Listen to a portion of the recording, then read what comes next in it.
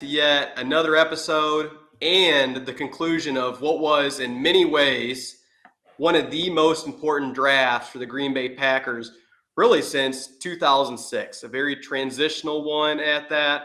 The post Rodgers era has begun. And let's go ahead and light this fire by Dave. Let's go ahead and cheers Brian Gutekunst for not only salvaging the Aaron Rodgers trade and the compensation he was able to get for that, but also after last year's draft, you're like, there's no way he can top what he did with that 22 class. Then here he is having another spectacular draft in my eyes. And I would like to think that you agree with that for the most part, while it is still very early. Yeah, what did it say? It usually takes like a 3-year window to find out kind of how to actually grade them. But now I know there's going to be people upset out there about like didn't take a safety, didn't take offensive line, which offensive line is extremely rare for the Packers not taking multiple of them. There's just so many holes on this team that whether it was lack of depth or lack of talent, that there was no way that we're going to be able to fill in all of them. This is like a 2-year, 3-year process. But I think he absolutely nailed the guys that he actually picked and the positions that he nailed. Like he attacked it aggressively. The saying trusting your board, traded down a couple of times. I mean, this is the most picks we've had.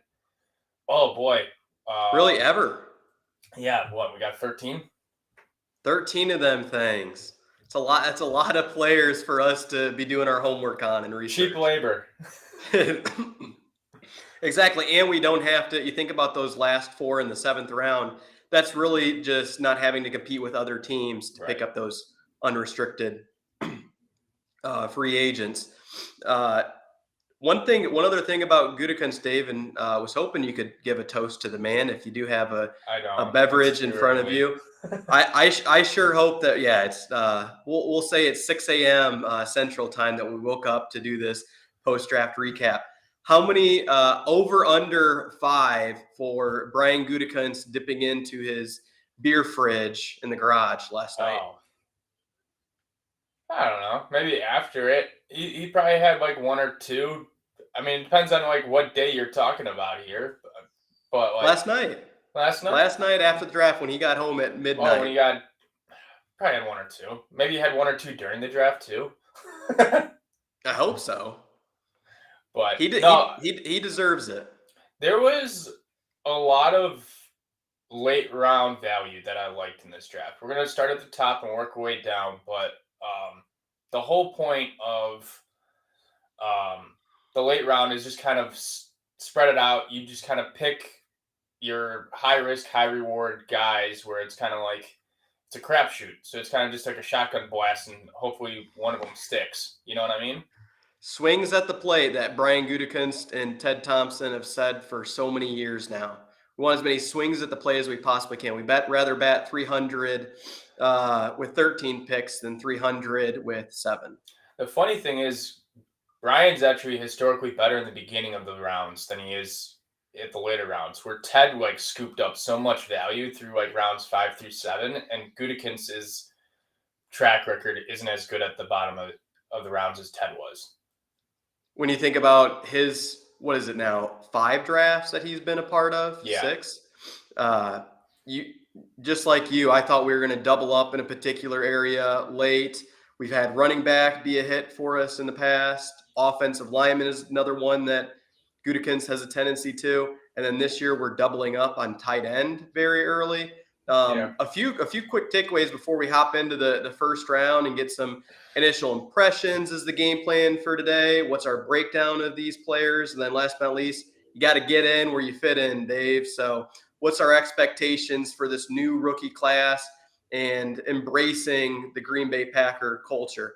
Like my takeaways were, and this is going to be pretty common, is Jay Love, we got the man some help. Leroy Butler said it on back-to-back picks. I'm like, damn. I'm like, these both must be pass catchers in the second round they were taken. Sure enough, it was. So we're giving Jay Love every possibility that he can to be successful. And think about how nasty this skill position group is going to be in the next few years that we can get into.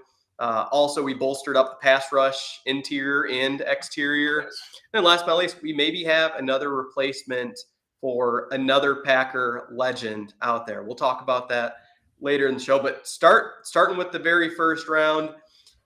Dave, I know we had a bit of a live reaction and there was a delay in my Yeah, stream versus your stream and the TV. But now that you've had a couple days to sit and think about it, like what was your gut reaction when Vanessa was picked?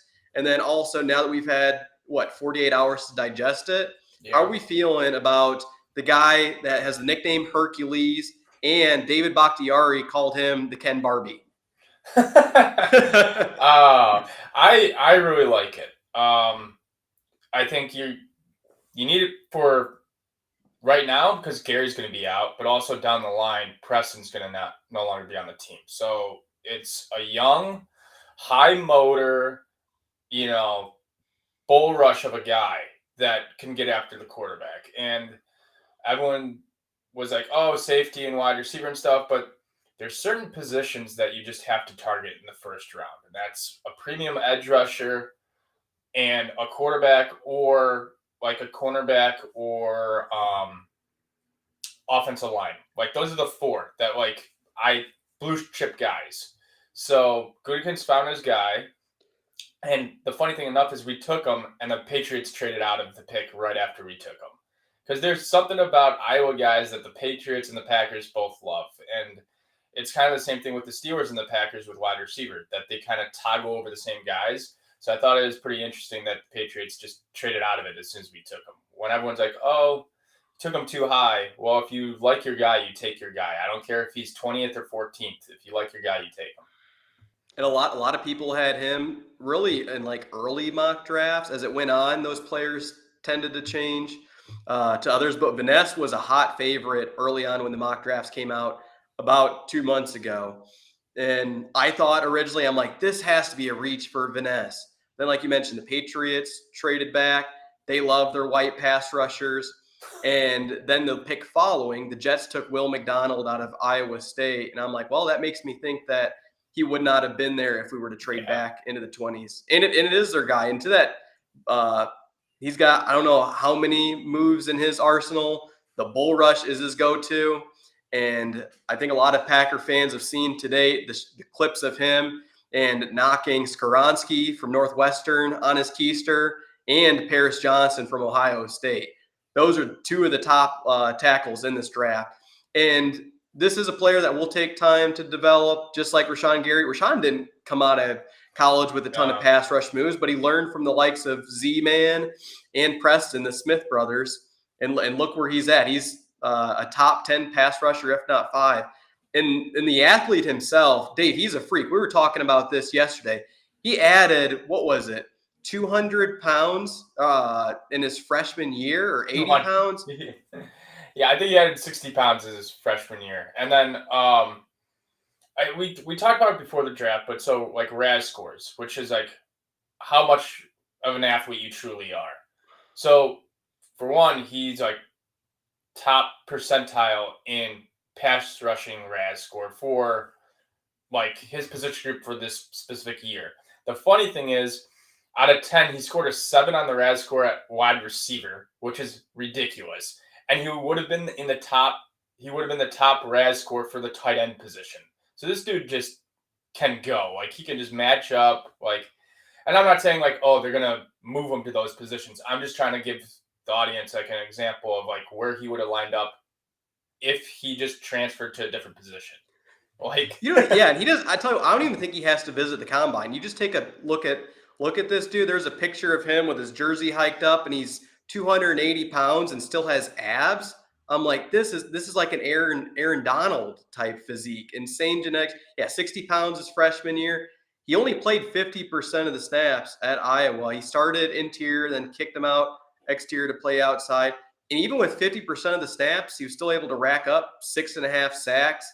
He has a hockey background, which I think helps a ton. They asked Brian Gutekunst how much they think that carries over into the NFL.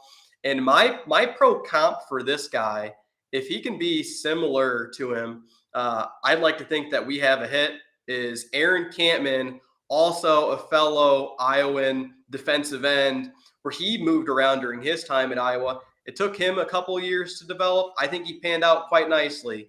One season, he even led the NFL in sacks and was our all-time sacks leader at one point. Yeah, and as the draft went kind of progressed, I had less worry about this, but like he is a guy that could kick inside. So it's like, okay, if you have Gary and Preston back, okay, he could move inside and be like kind of like a Dean Lowry role, and it might not be his best position at the time, but it's a guy that could get after the quarterback from the interior next to Kenny. And then, you have Gary out or Preston moves on, you could kick him outside. So he's kind of like what they saw with Za'Darius when he came back in that playoff game. Okay, we'll rotate him outside, we'll rotate him inside, we'll move him all around, don't kind of know where he's going to line up. That rover role, right?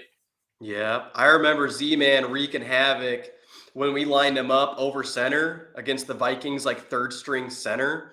What was it, in 20 to win the NFC North? And yeah, you could line him up all over the field. This whole entire draft can be summed up by one word, which is versatile. Yes. You can line this guy up everywhere. And then speaking of expectations and what lies ahead for this rookie, he's a day one starter. He has to be. Yeah.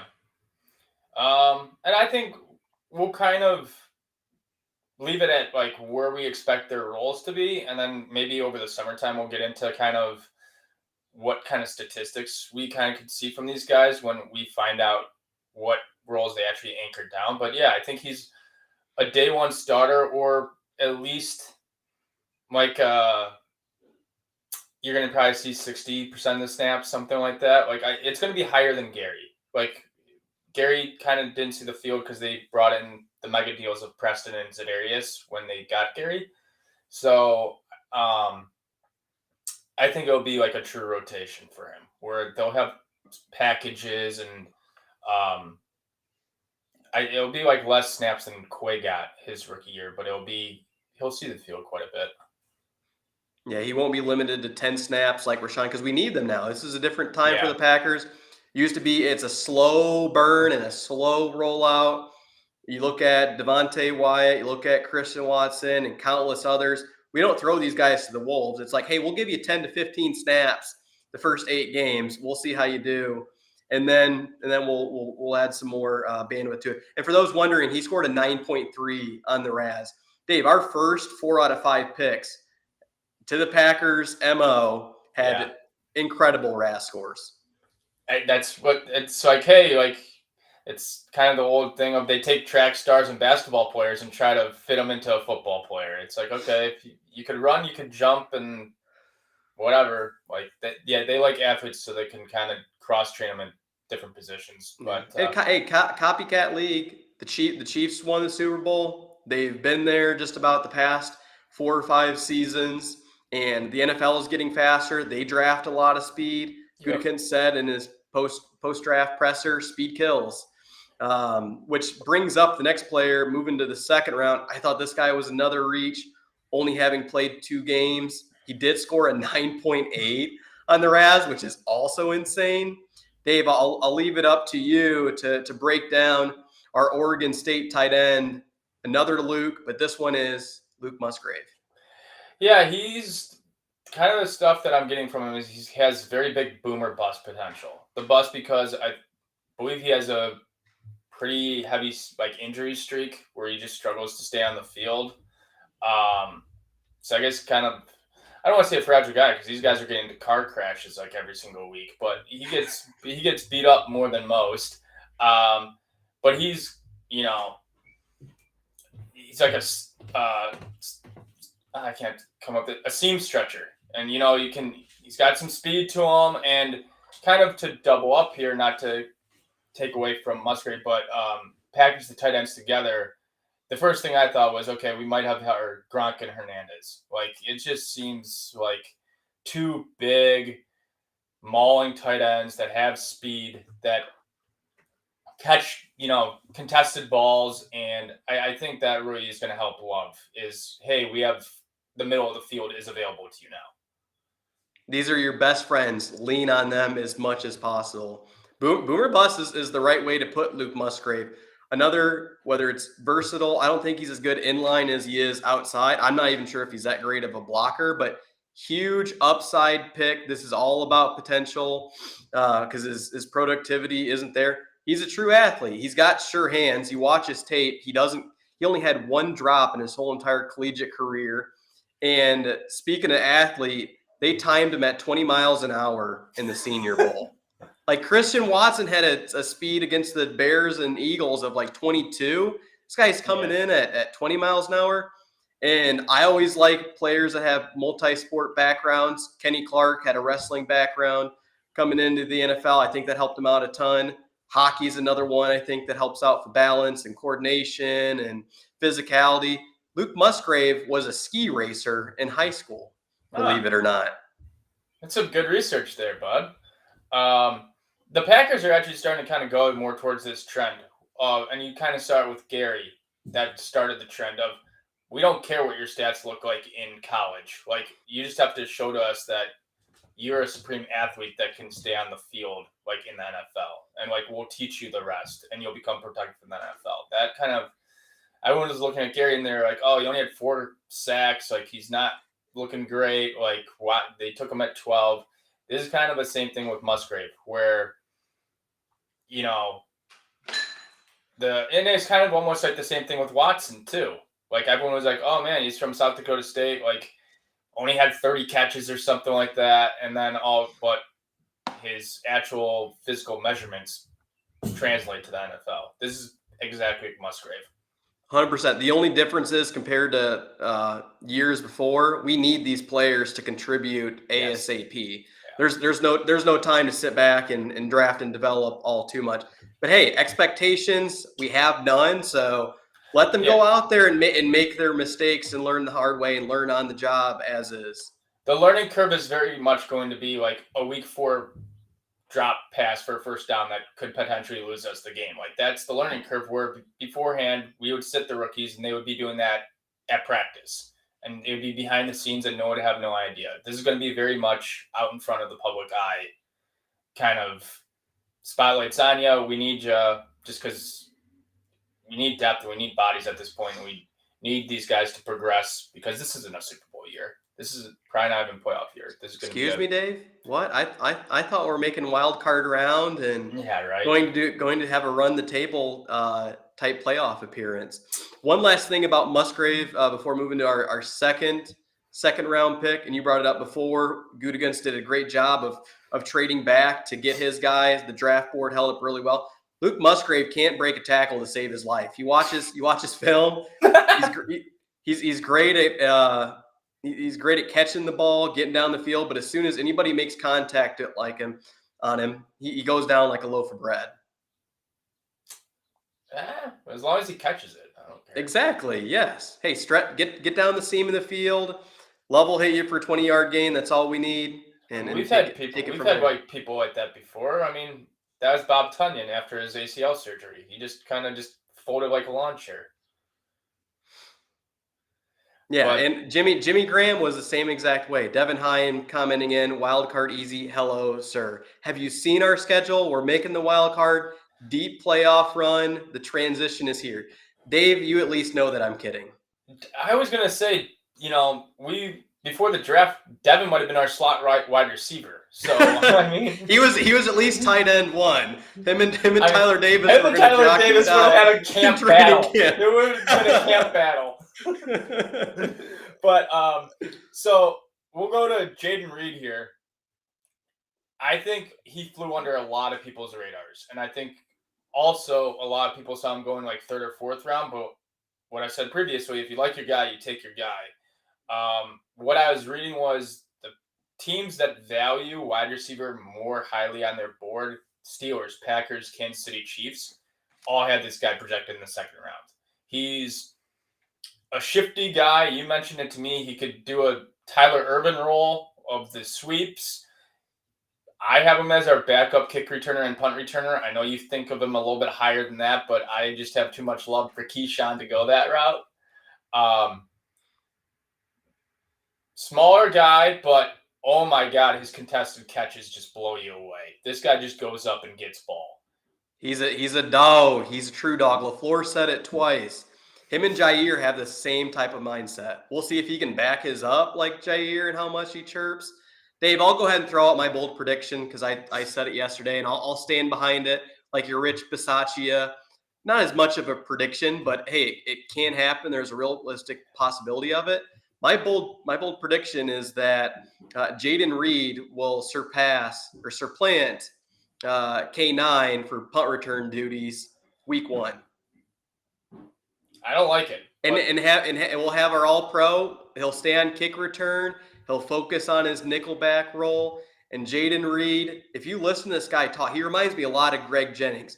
He's about as polished of a speaker. Like our PR team won't have to do all too much with him compared to maybe a couple of other players. That's always a great thing to see how much they come in, like a Sam Shields, and then they develop their communication skills as they go along. You listen to this guy talk, he's articulate, well-spoken. I love his attitude. He's got the confidence of Jair. You can, and Gutekunst and LaFleur said you can play him inside or and out. Yes, he's on the smaller side, but his physicality, his shiftiness, I think he's like very similar to Zay Flowers, who was on a lot of people's boards the number 1 wide receiver in this draft. Pat Mahomes worked out with him. He doesn't shy away from contact.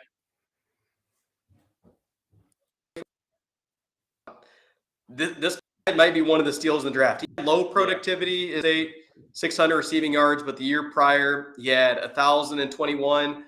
And while it doesn't fit the Packers' typical mold of a wide receiver, like I brought up to you, it's a wide receiver corps is a lot like a basketball team. We need to find our point guards. We need to find our forwards. We need to find our centers. We've got our centers and our forwards in that double tight end combo. And now we have our slot guy. We got our 2X, we got our X, and we got our Y in Dobbs and C-Dub. This is, I like the basketball team comparison. This draft kind of, it's going to be a young squad. It's going to be a fun squad, though. I mean, Love's going to have plenty of guys that he could go drop the ball to. Especially my favorite pick of the draft, Tucker Kraft, man. The personality of all personalities. Dave, you're doubling up. That was going to be one of my questions there at the end. Who's your favorite player and most impactful in rookie? Both of us, same page. We're both going. The guy from small town Timberlake, South Dakota, 500 people. He says yes, sir, to the female reporter for the Packers and says, sorry, I had a couple beers here, sitting back and waiting to be drafted. This is my favorite pick of the draft too. He reminds me of my hometown. He had a grad-like party for his NFL draft party in Timberlake. You had the folding chairs, the fold-up white tables. Ryan Walker may have been in attendance singing Wagon Wheel at 2 a.m. Dave, somebody probably would have asked to borrow one of your Zins or Lippers. This guy has Packer written all over him. Yeah, it's just a barn party in South Dakota, man. And he's like, man, the great like country line if you're into that, but like the stars aligned with the South Dakota sky is how he now did the analogy for going to Green Bay.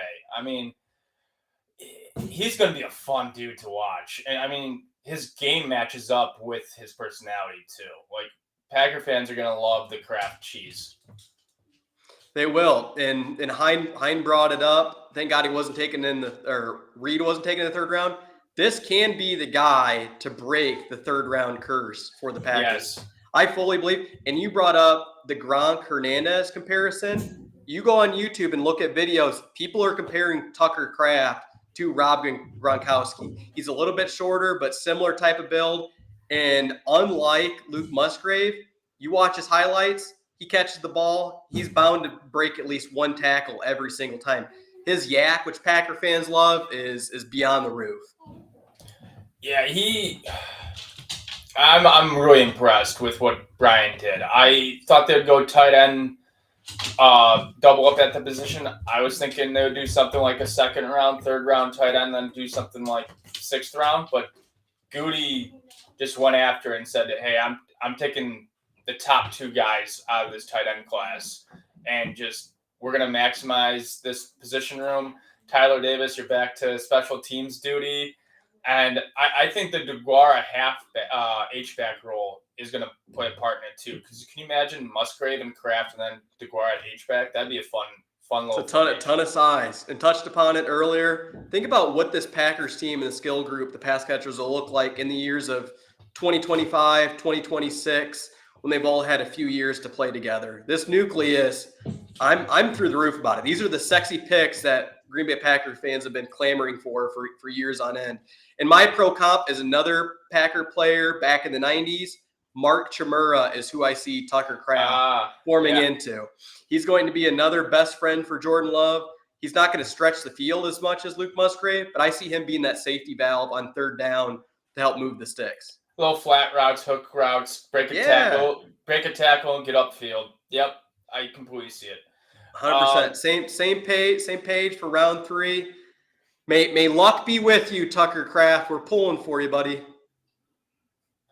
Man, I don't think he needs it though. Who you got next? I have good vibes from him. I really do. I think that'll be the money pick. It is. He's everything we want and then some. He's like my AJ Dillon type Packer player. The next up we have this guy scored a 9.2 in the RAS. Packers love it. Colby Wooden out of Auburn, defensive tackle. He's a little light in the pants. He only weighs 280. The NFL is changing, though, and it's all about getting after the pass rusher. And this guy's strength does lie in getting after the pass rusher. Great productivity. I'm curious to see why he fell to the third round, maybe because of his run-stopping ability. But he did have 6 sacks his last season, 3 forced fumble. For a defensive tackle to have that type of productivity and to fall to the 4th round when he's projected to be 2 to 3, another great pickup by Goody. Yeah, I'm going to be honest. Watching his tape confused me a little bit because he wears number 25 in college. And so I would be looking at the defensive line. I would see 25 come in here, blow up the quarterback, and I'd be like, okay, did like the guy that we drafted fill the gap and the linebacker like smacked him? And then it took me a second to realize, oh, he wore 25 in college. But yeah, we don't care about the run. This was a go get the quarterback. This is a passing league draft. Goody attacked this draft how I want him to attack it. But the position groups were just different ordered in the rounds, right? I didn't expect them to go D-line, I think, as high as they did. I thought maybe use a 7th, use a 6th on defensive line, even though it was like a high need for us. But he bolstered kind of that defensive line, interior defensive line and edge in this draft. He's a fun dude. Got a blocked kick as well, so it could help on the special teams. Like you said, a little light, but Green Bay, you take a year and these guys come back year 2 and they are 45 pounds heavier and just, thicker dudes. So he might just need some gym time, but I'm excited about it. It's kind of like a Kiki pick, right? It is, yeah. It just makes me curious. TJ Slayton, get ready to gobble up 2 blocks at one time, because as it stands, you have Kenny. Yes, he's a great run stopper, but he's known for getting after the passer, later on in the season and getting up to 7-8 sacks. Devontae Wyatt, he's much more of a pass rushing defensive tackle. And then you pair it with Colby Wooden as well. Hey, you can go ahead and gash us for 5 yards, but when it comes up third down, we're gonna pin our ears back and we're getting after the QB. Yeah. That's all I have to say about that too. Yeah, that's really it. We got defensive line pass rush help. Quay, let's hope that in year 2 that you're making that jump. You're able to get off blocks much more, maybe even move. That's a whole different discussion, like letting him get after the passer and lining up outside, and what him and Vaness and Rashawn Gary are going to look like in a couple of years down the road. But that brings us to round 5, the first Packer player taken that was a pre-draft visit. Like brought up in the past episode, we usually take about 20% of them. Yeah. This one wasn't quite as much. We took 3 pre-draft visits. And this one is a guy that I really like. The Packers, it may have been their favorite player in the whole entire draft for taking him in the 5th, is Sean Clifford, quarterback, Penn State. Yeah, I'm hearing so he won the battle from Will Levis to be the Penn State quarterback. 4-year guy, I think a 4-year starter, right? Was there 5 years? Am I correct on that? Your They money. they got him for his brains, his study habits and stuff. He's not gonna surpass Love. I mean, if things really go downhill, he might just be a bridge guy. But I think he's there to be kind of like almost like the grad student in the room of like here, like apparently he's like a really smart film guy, takes like huge notes. So I think they basically got him as an extension to the coaching staff to kind of help Love like intellectually with the offense. Not that Love doesn't understand it, but I think that's was their purpose there. We're just going to get a really smart dude. Really, really great, and you need that in the backup quarterback. You need that clipboard guy on the sidelines who. Remember those years of Tim Boyle relaying plays between LaFleur and Rodgers, and sometimes the confusion. Rodgers saying that, "Hey, I'm not getting the call," when he's screwing with LaFleur. He's sort of that mediator between the two. And yeah, you do need someone that's really cerebral. And Sean Clifford checks that box, beating out Will Levis. That speaks volumes of the player he is. The big game's not too much for him. He won the Rose Bowl last year, and my favorite part about him, as I mentioned in the pre-draft show, is he's amazing throwing on the run. Whether you roll him out left or roll him out right, he can make those passes with accuracy on the run. So hey, maybe we don't need to go out and get a veteran. We know we don't have the purse strings for it to go out and spend really any money on free agents. But hey, this year maybe we don't need a Doug Peterson type backup. That's a good comp. That's nice. Future Super Bowl winning head coach, Sean Clifford. Oh, can you imagine if that happens like 12 years from now and he just pulls up this random clip from YouTube? And then we go back to wide receiver. We get Wicks out of Virginia Tech. Or I'm sorry, Virginia, not Tech, just Virginia. I really like what they did with the wide receiver core this year in the draft. Of just kind of these. They didn't really. Would you say they fit the Packer mold of who they typically go after? It felt like a little outside the box for me. This guy checks about. He is 6'2". He's towards 200 pounds, and you can call him Tay. It's Dante Vion, something similar to that. But we got another Tay on our hands, and if he's happy, he does check the box of height for the Packers for sure.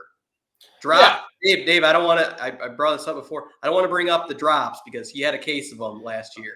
I don't think he has this. All right, so he'll be an MVS possibly. Just not quite as fast. This is a player. It's potential. They're really hoping that he can return to form of his 21 season. He did set school records at Virginia that year. 20 out of his 57 catches that year went for 20-plus yards. So big play threat. He's also pretty shifty for being 6'2". And if there's a contested ball similar to Jaden Reed, this guy's coming down with it almost every single time. He can win those jump balls near the red zone or just chuck it upfield like a 500 playing the schoolyard days. That's what you have to like about Tay Wicks, is that we're taking a bit of a gamble on him, but potential huge upside if it does pan out. And I know your guy is Samori Toure, and Samori Toure is a better route runner than Tay. Is that I could see Tay getting to that wide receiver 4 position. The one drawback for this guy is that he had a tough time learning the new offense. That was the reason for another dip in his productivity his last year. It's like, hey, if you're having a tough time learning a new collegiate offense, it could also take him some time in the NFL to pick up the Packers playbook. Yeah. All right. I think we go round 6, we go Karl Brooks. I think I pegged this guy as my possible dark horse to be like, that's the guy that emerged out of the late round Flyers. Freakish like body, like 300 pounds, big dude, fast dude, quick dude. Mac player out of Bowling Green. I was going to say, Dave, are you going to shout out the Mac? I'll shout out the Mac. Let me build it up the crescendo there. Are we showing some love to the Maction? Yes. So okay, good. The highlight for him was he was, a man among boys. Like he was just wrecking the Mac. 8th best, I think 8th best pressure rate in the nation and I think he had Wow. the ninth most sacks in the nation. So that's another guy, big dude, interior guy that, hey, let him get 6 yards of carry. Just, put the quarterback into the ground. Like, I like his upside a lot. He's another guy that, small school, small conference, but they liked his body type. They liked his. I think he scored a little bit lower on the RAS than normal, but then kind of the zone the Packers usually go into. But high production guy. Dave, like per usual, we're on the same page. Couldn't agree more. Dark horse pick for the Packers. Another versatile one too. He played a lot of. He stood up, played a lot of outside backer or outside defensive end. He is kicking to the interior. He sort of made that switch in the Senior Bowl when he's like, "Hey, I want to show that I can play interior defensive line." So these third down pass rushing opportunities, he's somebody that you could kick out or leave inside. He is big enough to go inside at 300 pounds. He had 10 sacks last season and like 26 overall for BG. When he did have an opportunity to go in the transfer portal, they won like 0 games in one of his seasons. They're like, "What had you sticking around with Bowling Green with the stats that you had?" He's like, "Well, there's a lot of loyalty to it," and he thought it could really help his draft potential by sticking around and having those boast those type of numbers for the Bowling Green. The Packers really went after, and it's been their MO for a couple years now, but the Senior Bowl standouts. That's like a huge check mark for them. Like, how do you compare to other superstars in this draft? Absolutely. Yeah, I agree, Devin. They're gonna put out, like, I kind of call it the turbo package. You're gonna have Gary, Preston, Clark, probably Quay, and then Ness out there, and it's just gonna be like, go get the guy. It's gonna be a lot of those unique undersized packages that you saw against the 49ers, where they had like one Mississippi before they're in his lap. Wasn't even fair throughout that whole entire game. What was the package called with Mike Neal, Julius Peppers? NASCAR. I think it was NASCAR. NASCAR or Nitro, something like that. I thought they called it their NASCAR package. Yeah, and Clay Matthews too. You also had Nick Perry, NASCAR, Nitro, whatever it is. You're getting back to that where you don't have just one or two pass rushers, but a whole entire line that can get after the QB. And then our second 6th round pick is the potential replacement in Lua, mentioned at the top of the show. Could be replacing the Packers' all-time leading scorer, Mason Crosby.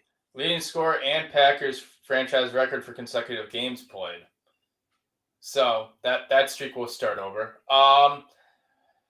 He's an interesting dude. Coming off an ACL last year, kind of had a down year. Everyone's kind of going a little bit awry because he only made 70% of his kicks, and he was struggling from beyond 49 plus, so 50 yarders he was having trouble with. His brother is also in the NFL. His brother played for the Raiders, so he knew Bisaccia. So I guess he's getting kind of an inside track on that. I mean, it was time, right? You had to draft I think drafting a kicker when you have 13 picks is the right move to go instead of like waiting for a UDFI to just fall into your lap. So I'm not against taking a kicker in the draft when you have that many picks. It'll be an adjustment period. I think I was texting you, like, my daughter's favorite player for some bizarre reason is Mason Crosby. Because I think, we used to watch we still watch games together, but her first, like, click of watching the Packers with me was Mason kicking a game-winning field goal. And the announcer just shouted out Mason Crosby, and that stuck with her. So it'll be, the old regime is starting to kind of die away, and it's kind of a new era in Green Bay football where we're going to have to get attached to younger players and kind of just ride the wave of the struggle and the joyous moments too. Dave, I don't want to give up Mason Crosby and barely getting it to the 10-yard line on his kickoffs. Yeah. I'm not ready for that. Dave, you're not going to like to hear this either. The downside to this guy, besides not having a ton of successful kicks from beyond 50, he's like 5 of 17 from 50 plus. He struggles getting touchbacks. They still have a kicker on the practice squad. Maybe they just picked him and be a camp battle. Like, Yeah, I mean, not all they're not all I'm not 13. sure if this is the guy that's going to win the job. He has a Not weird kicking motion too. yeah. Not all 13 of them are going to stick. There's no way all 13 draft picks have a roster spot locked up. So, I mean, who knows? Maybe a UDFI will come in. I don't know. But right now, he's a Packer. He got drafted by the Packers, so we're going to be rooting for him. We are. All the best to you, Anders Carlson. Welcome to Titletown. We're glad to have you. He's from Colorado too. He knows all about Mason Crosby. Carl Brooks, you got yourself a spot on the 53. Don't worry.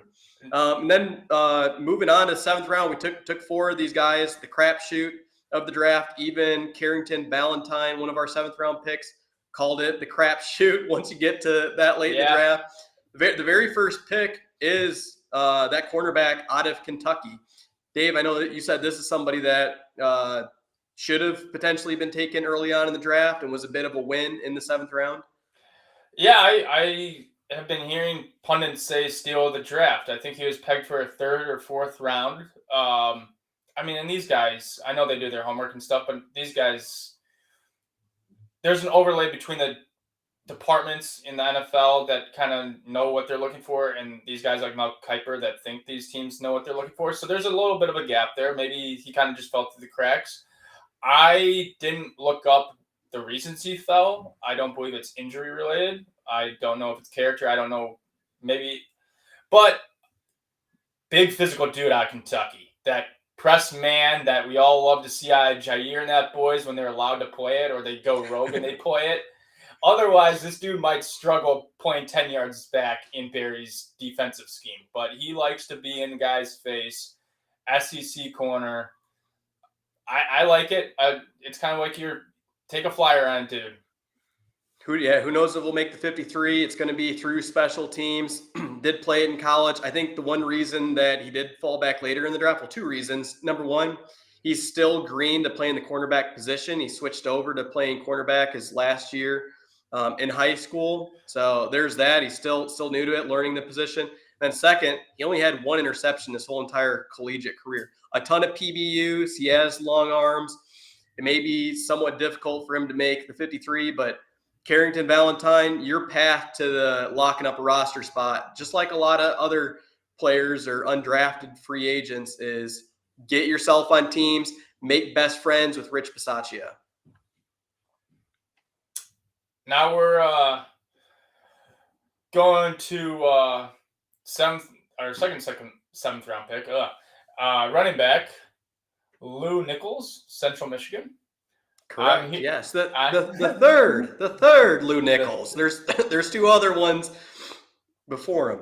So we are in an interesting year at running back. We have Aaron Jones, who's due a lot of money next year. We have AJ Dillon, whose contract I believe is expired after this year. Am I correct on that one? You're spot on, Dave. I don't want to hear it. I'm gonna act as if he has still 2 more years left in his rookie deal because that's my guy. This guy's comp is Garrett Blunt. So if they're unsure about AJ Dillon, this could be Dillon's replacement. I think Jones is probably out the door next year too. So maybe what you do is you go this guy to kind of fill the spot for AJ, and then next year you take a running back high up in the draft because running backs are just a constant cycle. You want to get them drafted and you want to play them right away on the rookie deal because kind of after the rookie deal, their bodies might be shot or other stuff. But late round flyer on running back. Packers keys for that is usually you got to be good at pass pro. And you got to kind of maybe be like a special teamer for like the 3rd round or for your 3rd running back spot, but they value pass pro very highly. If you can't pass pro for the Packers, you're not getting on the field as a running back. He's got a big lower body. Good comp with LeGarrette Blount. Not quite as big of him, but a similar type of style. Right. Compact, big lower body. He can withstand the punishment of being a 3-down back. If Aaron Jones leaves, and even if we don't re-sign or extend, A.J. Dillon, give him a 2nd contract. And another huge upside pick like Tay, the wide receiver out of Virginia. We're really hoping that he can return to the form of his 21 season. We had 1,800 rushing yards that year. they say the reasons for his dip in productivity is last year is because they had a lot of turnover with their offensive line that they were rebuilding. He was plagued with a few injuries here and there, but yeah, pass pro. He can also catch the ball pretty well too. Really like this guy as a 7th-round pick. I definitely see him taking Patrick Taylor's spot on the 53. All right, we'll look out for that camp battle then. You heard it here first. already make. I have to at least throw a couple predictions out there early on. I'm all for it, man. Who we got? Was a pre-draft visit too at that. A lot of these guys kind of towards the end were pre-draft visits and just guys that they got familiar with character-wise and wanted to see how they fit in with the building. Yep. And they say they do that a lot too, which I know I've heard it before. So that way, when it does come to that UDFA time, by getting him in Lambeau, seeing the culture, the Packer way, that could be that potential selling point to get him to sign with the green and gold. Who do we got for our 3rd, 7th-round pick? Yeah, we have Adrian Amos, safety, Alabama. Yeah, right. The next Adrian Amos. No, I'm kidding. Anthony Johnson Jr., safety, Iowa State. Very cerebral player. You listen to his interview with the Packers media.